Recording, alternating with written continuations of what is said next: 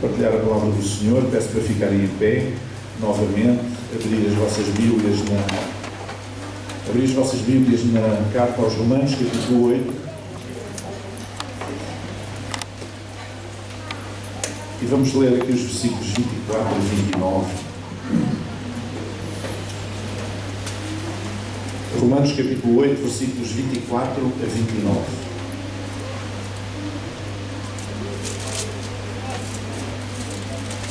Diz assim: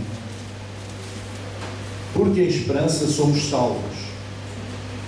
Ora, a esperança que se vê não é esperança, porque o que alguém vê, como espera. Mas se esperamos o que não vemos, com paciência o esperamos. E da mesma maneira também o Espírito ajuda as nossas fraquezas, porque não sabemos o que havemos de pedir como convém, mas o mesmo Espírito intercede por nós com gemidos inexprimíveis. E aquele que habita os corações sabe qual é a intenção do Espírito, e é Ele que, segundo Deus, intercede pelos santos. E sabemos que todas as coisas contribuem juntamente para o bem daqueles que amam a Deus, daqueles que são chamados por seu decreto. Amém. Porque os que antes conheceu também os predestinou para serem conformes à imagem de seu Filho, a fim de que ele seja o primogênito entre muitos irmãos. Amém. Senhor, que a Tua palavra nos possa abrir o nosso entendimento e descer ao nosso coração e cumprir a razão pela qual ela é enviada esta manhã. Em nome de Jesus, que assim seja. Amém. Esta manhã gostaria de falar sobre modelagem espiritual. Podem sentar. Modelagem espiritual. O que é modelagem? Modelagem é a arte de criar moldes. Isto pode ser feito tanto em fundição, como com argila, barro, não é? Argila, como para o calçado, como peças para vestuário.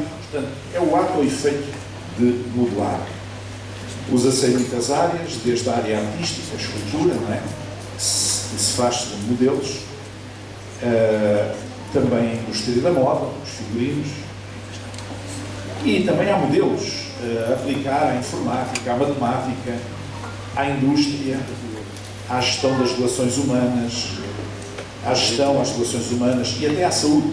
Há modelos que são feitos baseados em experiências anteriores, modelos matemáticos que são feitos para seguir. Mas o que nos interessa aqui é o sentido espiritual da modelagem. O que é a modelagem espiritual? Ou seja, quem é o meu modelo de vida? Quem é o nosso modelo de vida? Qual é a nossa inspiração? Quais são as nossas influências? E todos nós, desde crianças, procuramos modelos. Isto é inerente à condição humana. Todos nós procuramos modelos. Desde as crianças aos adolescentes, aos adultos, dos jovens à meia-idade, todos procuram modelos. Ninguém é uma ilha. Todos nós influenciamos alguém e estamos sujeitos a sofrer influências. Mas nós procuramos, em determinadas partes da nossa vida, procuramos modelos que nos influenciem. Umas vezes procuramos, outras vezes não procuramos, mas a influência está lá. Eu posso-vos dizer que houve muita gente que influenciou a minha vida. Desde logo a minha professora da primeira classe. Ela chamava-se Judith, Dona Judith. E agora eu não me lembro muito bem, porque eu tinha 6 anos. Depois disso mudei de escola e mudei de professora na segunda classe, mas na primeira classe foi a primeira pessoa fora assim da minha família e dos meus relacionamentos que funcionou como um modelo para mim. Para as crianças, os professores são modelos.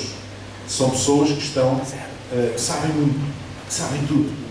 E, portanto, que nos ensinam coisas que nós não sabíamos e que nós queremos aprender. Então, ela influenciou a minha vida. Ela foi, numa determinada fase da minha vida, foi um modelo para mim. Também o meu professor da escola dominical, aquele que mais me marcou foi na minha tenra idade. Eu comecei a frequentar a igreja com os meus pais, tinha 4 anos, e a maior parte da minha infância eu tive um professor que eu ainda hoje conheço, ainda hoje me lembro, e que era um modelo para mim. Ele chama-se Vítor Leite. Por acaso, mora aqui em Azeitão agora. Morava em Lisboa, como eu. E portanto ele influenciou a minha vida, porque ele foi a primeira pessoa que me levou a mudar a palavra de Deus. Naquela altura nós naturalmente tínhamos a Bíblia e íamos ler diretamente na Bíblia. Nós estávamos a aprender a ler a partir dos 6 anos, por aí. E durante aqueles anos, tempos da minha infância, aquele homem influenciou imenso a minha vida. E ainda hoje é uma pessoa de referência para mim. Os meus pastores, ao longo da vida, foram pessoas que me influenciaram. A pessoa com quem trabalhei a nível profissional durante algum tempo também, e até na tropa. Tinha um capitão que era, chefiava a unidade onde eu estava, e chamava-se Capitão Marcos. E era um homem que parecia o Obelix. Sim.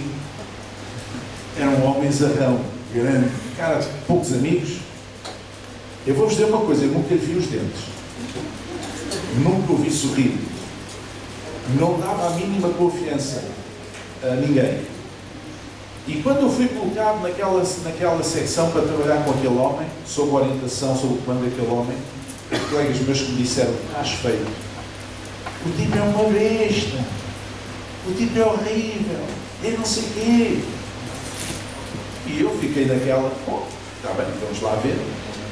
Aquilo que eu vos posso dizer é que eu não tenho a mínima coisa a dizer daquele homem. Nunca vi os dentes. Não tenho a mínima coisa a dizer dele, mas eu sempre cumpri as minhas funções, a minha responsabilidade, aquilo que me era requerido. E na altura a minha filha tinha acabado de nascer, a mãe estava na maternidade, e eu várias vezes tive de pedir para sair mais cedo para ir lá, e ele nunca me disse que não a nada, mas nunca vi os dentes. É alguém que me marcou também. Sabe, as pessoas marcam-nos pela positiva, outros marcam-nos pela negativa, são referências que nós temos. Portanto, os processos de modelação, são feitos através de pessoas reais, antes de mais. Pessoas reais com quem nós contactamos, que nós conhecemos. E aquelas pessoas influenciam-nos. Mas há muita gente também para quem os modelos não são pessoas reais. São figuras virtuais.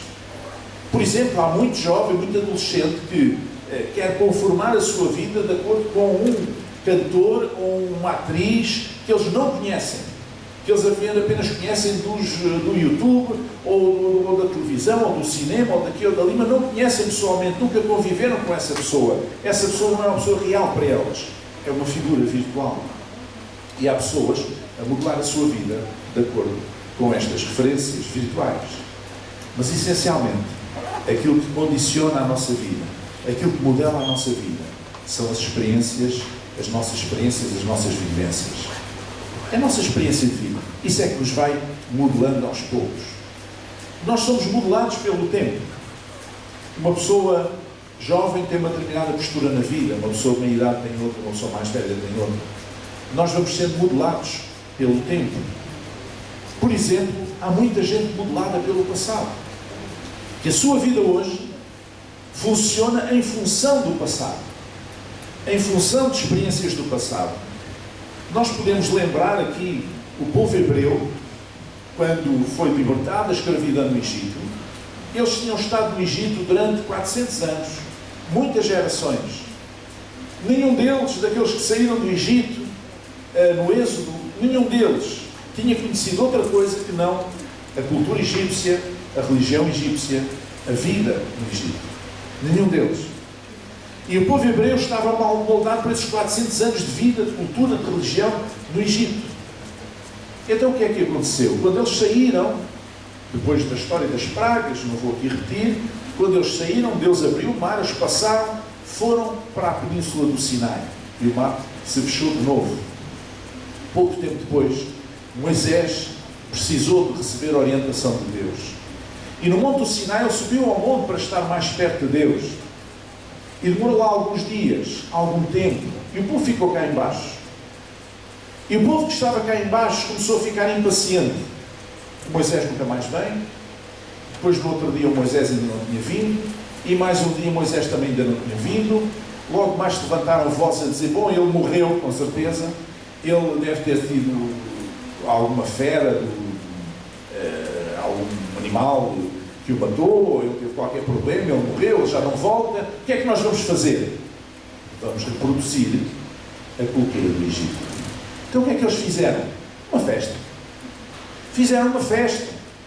E uma festa que tinha que ter um pendor religioso, porque as festas normalmente tinham sempre um centro religioso, tinha sempre a centralidade das festas tinha sempre um aspecto religioso. O que é que eles pensavam? Então, alguém se lembrou da brilhante ideia de dizer às pessoas: tirem lá as vossas pulseiras dos pulsos, dos tornozelos, tirem lá os vossos colares de ouro, vamos fundir isto e fazer aqui uma imagem, vamos fazer a reprodução de uma divindade do Egito. E eles moldaram um bezerro de ouro que é uma cópia do boi Apis, uma das principais divindades do Egito. Era a divindade mais, o touro era o animal mais venerado do Egito. E o boi Apis personificava a terra e era simbolicamente representado por um triângulo na testa e tinha entre os chifres um disco do sol, representar o sol, e o sol para os egípcios também era um deus, o deus Ra. Então eles reproduziram aquilo que eles conheciam.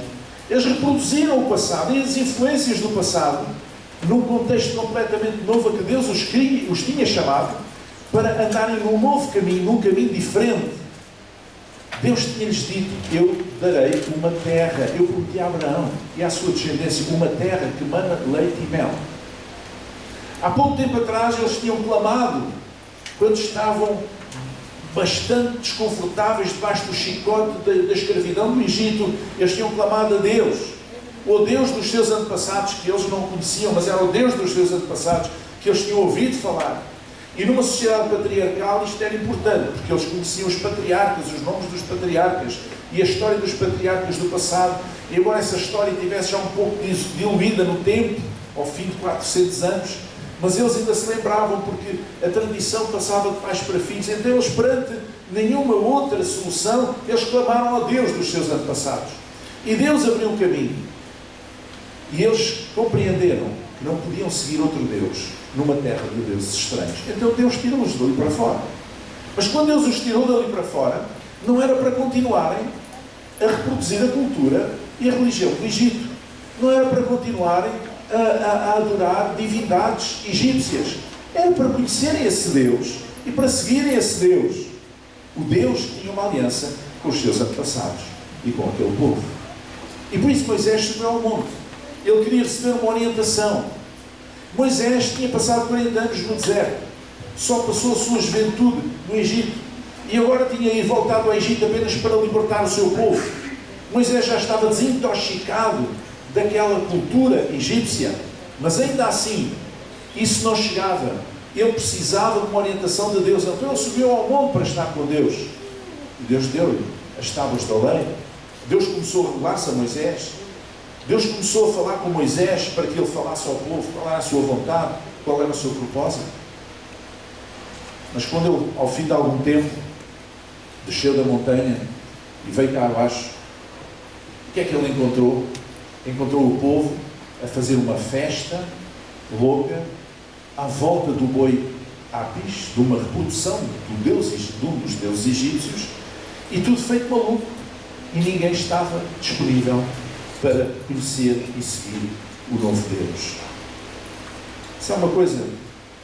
Frequentemente as pessoas recorrem aos deuses do passado, do seu passado, para se moldarem para o bem e para o mal. Não é? Neste caso foi para o mal, porque Deus tinha um propósito mais elevado para eles. Deus tinha-os libertado do Egito, não era para fazer um segundo Egito, agora no deserto. Não, é para os conduzir a uma nova terra, a uma nova experiência, a uma nova vivência e conhecer o Deus dos seus antepassados, o Deus de Abraão, de Isaac e de Jacó. O povo hebreu tinha saído do Egito, mas o Egito não tinha saído deles. E é por isso que a Bíblia fala em nova criatura em Cristo Jesus. Eis que as coisas velhas já passaram, eis que tudo se fez novo. Ok? Porque para andarmos com Jesus Nós precisamos de um caminho novo. Deixar para trás o que é passado. Deixar para trás a cultura do passado. Deixar para trás as ideias do passado. E agora receber, beber.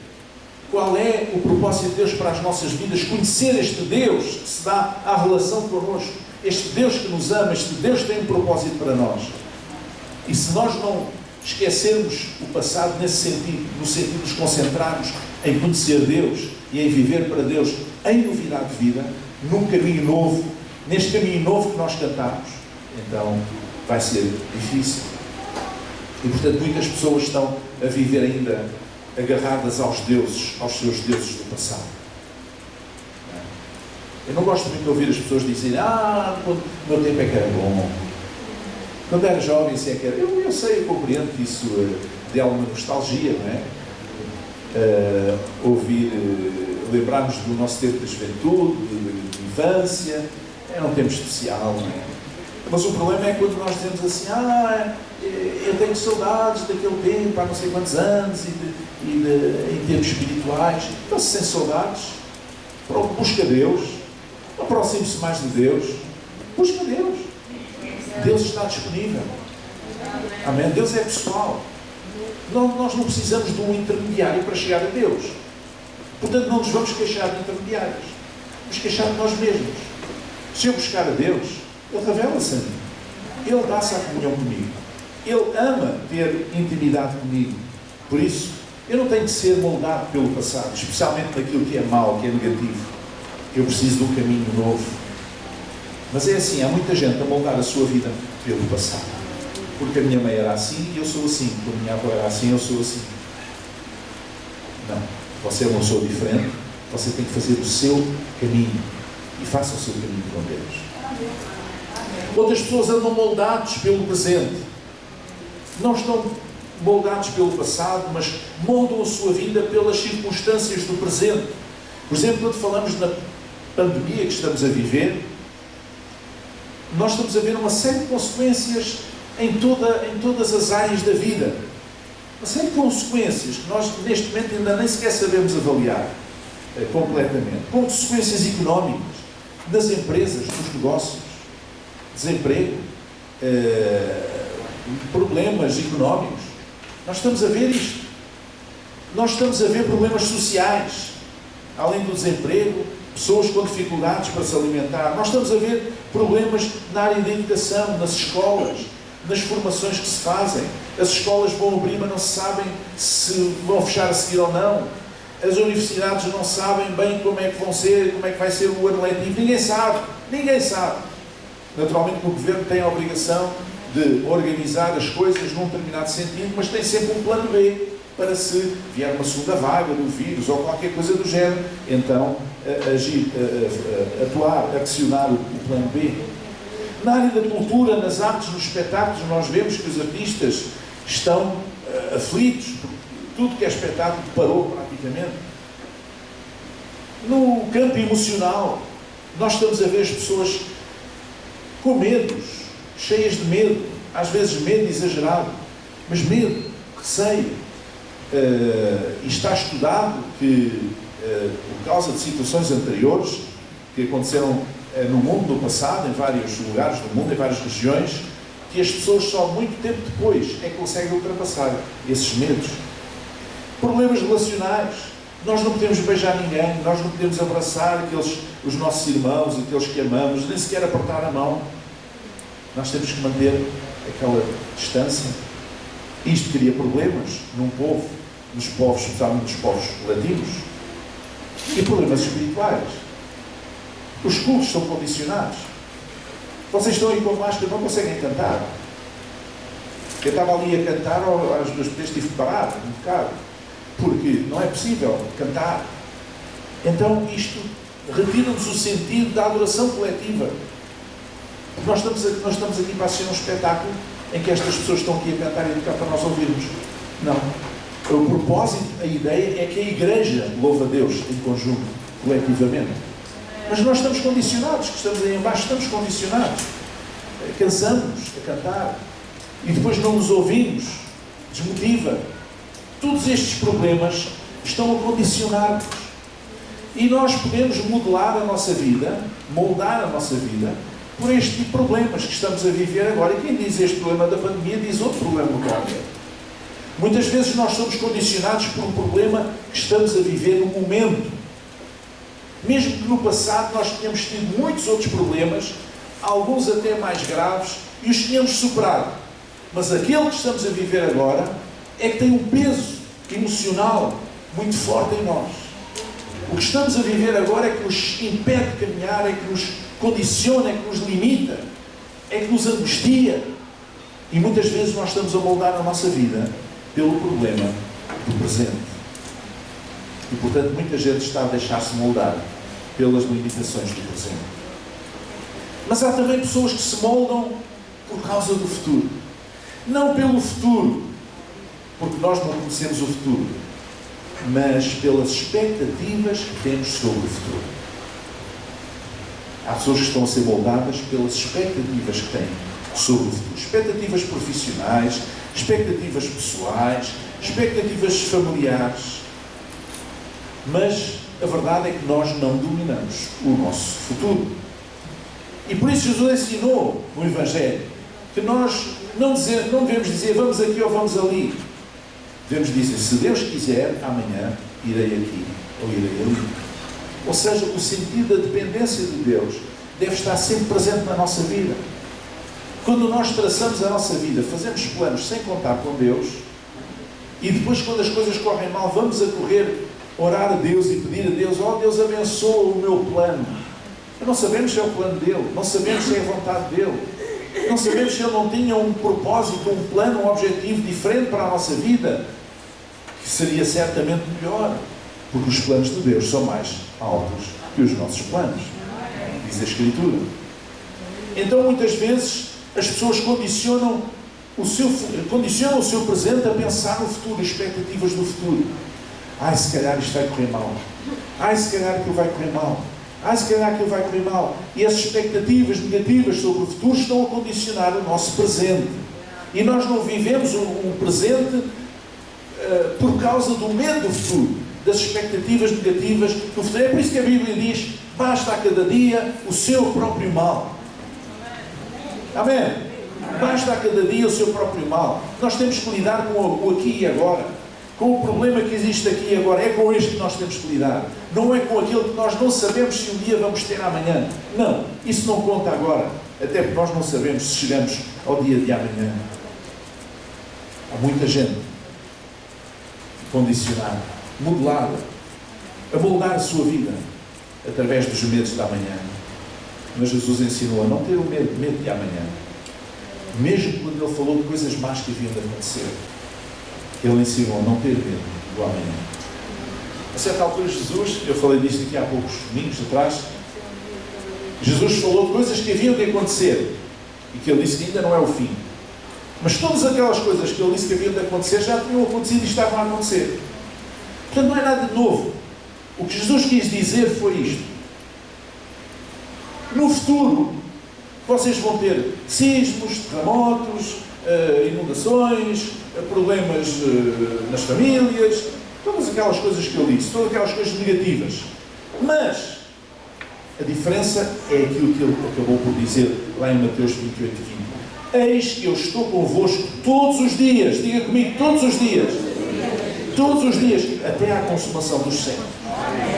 E é isto que faz a diferença.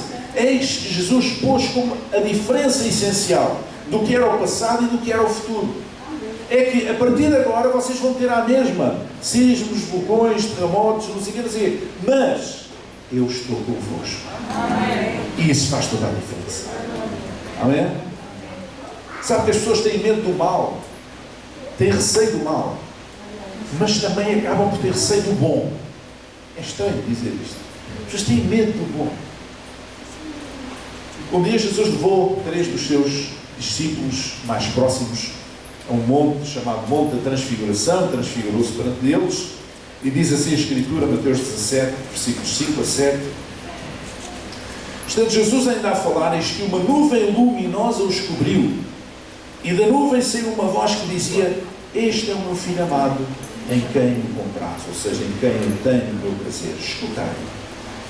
E os discípulos, ouvindo isto, caíram sobre os seus rostos e tiveram grande medo. E aproximando-se Jesus, tocou-lhes e disse: levantai-vos e não tenhais medo. Houve uma luz, uma nuvem de luz que os cobriu, Jesus e aqueles 3 discípulos. Do meio da nuvem veio uma voz: o Pai testificava, este é o meu Filho amado em quem tenho prazer. Ouvi, escutai. E Deus ainda continua a dizer a mesma coisa, pela sua palavra. Deus não precisa de criar aqui uma nuvem de luz e ouvirmos uma voz audível a dizer isto, porque está escrito na sua palavra. Nós somos chamados a escutar Jesus.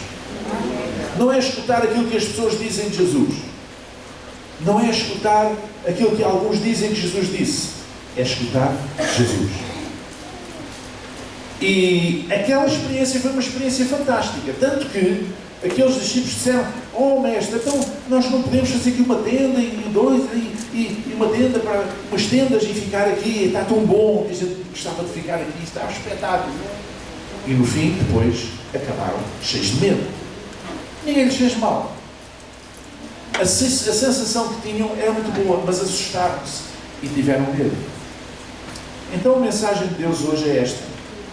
É a mesma coisa que está aqui. Deixa-te tocar por Jesus. Diz que Jesus tocou-lhes. Quando eles ouviram aquela voz, viram a nuvem de luz e ouviram aquela voz, caíram sobre si os seus rostos em terra. Jesus tocou-lhes. Deixa que Jesus te toque. Deixa que Ele te toque.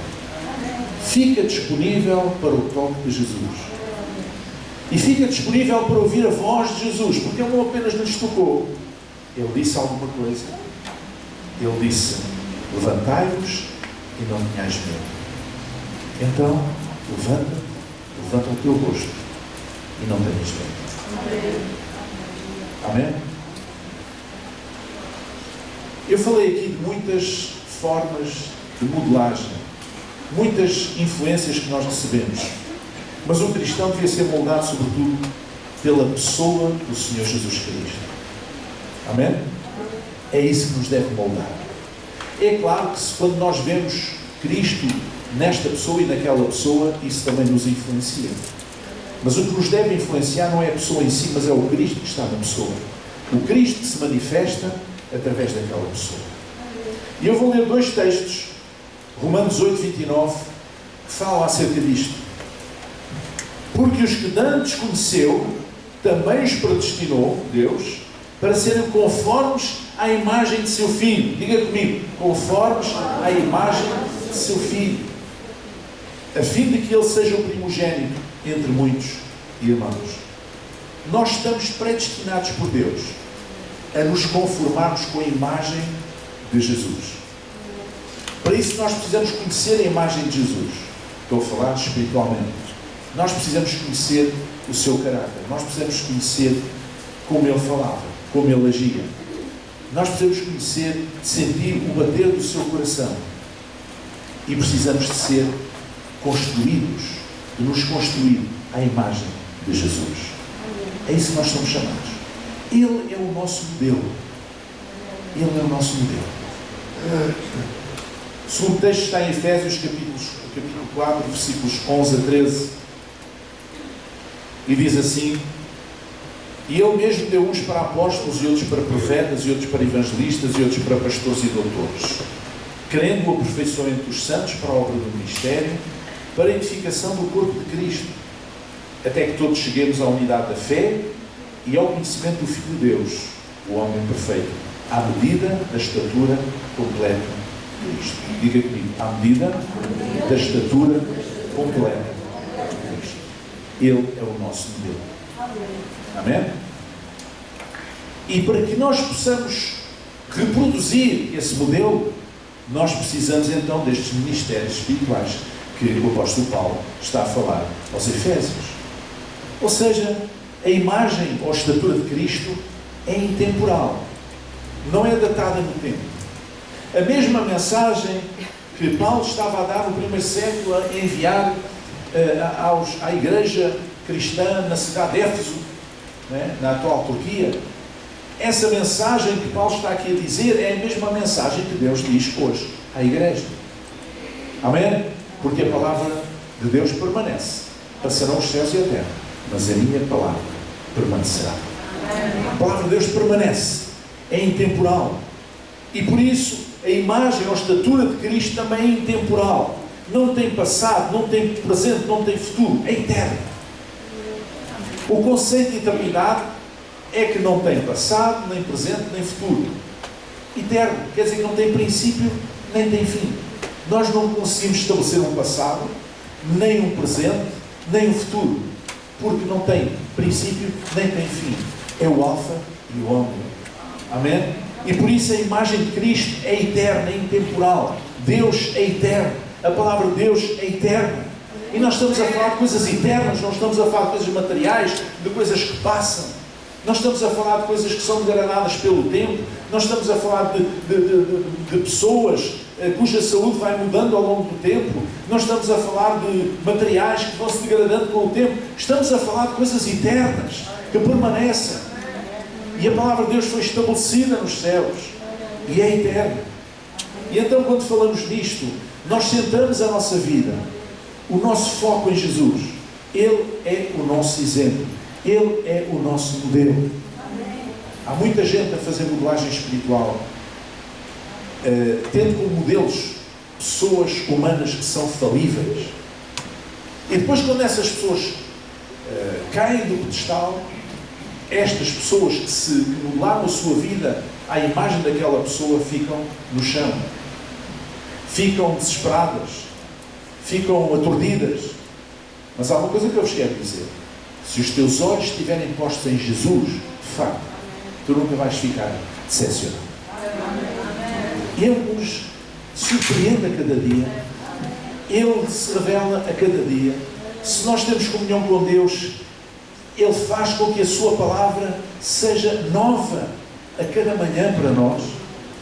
Não porque ela seja nova, porque eu já disse que ela é eterna, mas aos nossos olhos é nova. Descobrimos coisas novas, sentimos coisas novas, percepcionamos coisas novas, sentidos novos que nunca tínhamos pensado nisso. Isso tem mais a ver connosco do que com a palavra, porque ela é eterna e ela não muda. Amém. Tem a ver connosco, porque nós não somos eternos e nós mudamos todos os dias. Amém. E se calhar hoje estou mais disponível para receber revelação de alguma coisa de Deus que ontem não estava. E amanhã estarei em condições de receber outra revelação que hoje não estou em condições de receber. Então Ele sempre nos surpreende. Ele sempre nos, cada vez que nós nos aproximamos de Jesus, Ele nos surpreende pela positiva. E nós tornamos mais apaixonados por Jesus. E quando nós controlamos a nossa vida, nós organizamos a nossa vida, modelamos a nossa vida, por causa da estatura, da imagem de Jesus Cristo, que nos vem através da sua palavra e que nos é tornada viva através do Espírito Santo e da comunhão com Cristo, então nós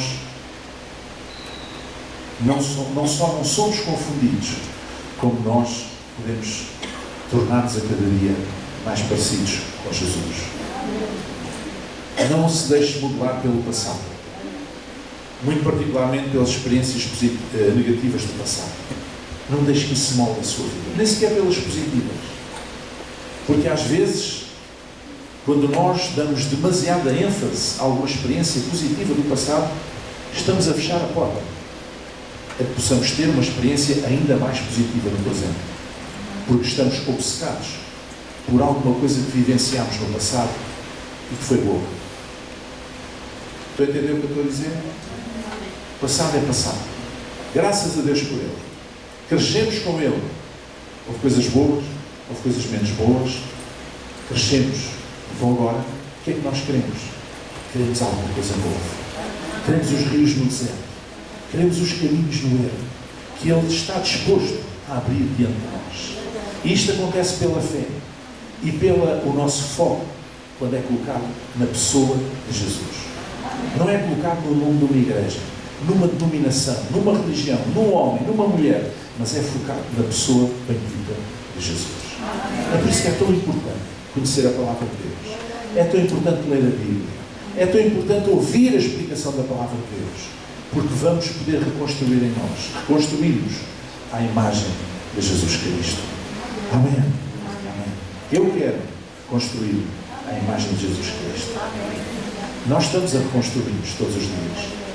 Nós estamos em construção. Ninguém está acabado. O grande sábio grego dizia: só sei que nada sei. Quem mais sabe, mais consciência tem do muito que ainda falta conhecer. Amém? Mas Jesus é onisciente. Ele tem toda a ciência e todo o conhecimento. Portanto, se nós o tivermos como referência da nossa vida, certamente que isso vai mudar todas as coisas em nós. Amém? Vamos ficar em pé. Oremos. Senhor nosso Deus e Pai, que a Tua Palavra verdadeiramente faça morada em nós, Senhor. Não permitas, Senhor, que as experiências negativas do passado possam condicionar o nosso presente, Senhor. Senhor, eu oro esta manhã para que nem sequer as experiências, as vivências negativas do presente possam condicionar a nossa vida, possam moldar a nossa vida. Que nós possamos manter a fé, que nós possamos manter os nossos olhos em Jesus, ó Pai, que nós possamos inspirar-nos em Jesus verdadeiramente, porque Ele é tudo em todos. Ó Deus, não permitas também que nós possamos sofrer por antecipação com as nossas expectativas negativas do futuro. Ajuda-nos, Senhor, a levantar a nossa cabeça, como Jesus disse àqueles discípulos no Monte da Transfiguração, a levantar-nos, a pôr-nos em pé, a levantar a nossa cabeça para cima e a não ter medo, Senhor.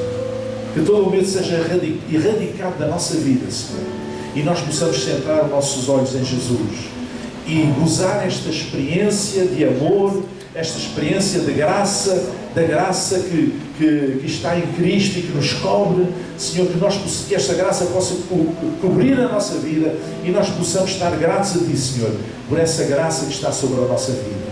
Nós estamos nas Tuas mãos, Senhor. A nossa vida está nas Tuas mãos. O nosso futuro está nas Tuas mãos. O nosso presente está nas Tuas mãos, Senhor, e nós queremos, Senhor, que estando nas Tuas mãos, estamos no melhor lugar. Por isso Te agradecemos, Senhor, pelo Teu amor, pela Tua misericórdia, pela Tua graça, pela Tua compaixão, com que nos cobres, Senhor, com que olhas para nós, Senhor. Em nome de Jesus, Te agradeço. Amém. Amém. Amém.